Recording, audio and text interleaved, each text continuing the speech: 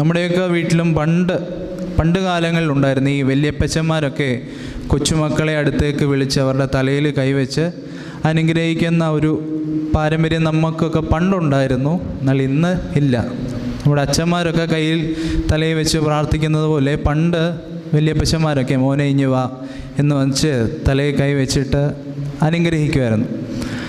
അതുപോലെ മോശ എന്ന ഒരു വല്യപ്പച്ചൻ തൻ്റെ കുഞ്ഞുമക്കളെയൊക്കെ അനുഗ്രഹിക്കുന്ന ചില അനുഗ്രഹ വചനങ്ങളാണ് ഈ 33-ാം അധ്യായം. ഇതിൻ്റെ ഒരു പ്രത്യേകത, 33-ാം അധ്യായത്തിലെ 16-ാം വാക്യമുണ്ട്.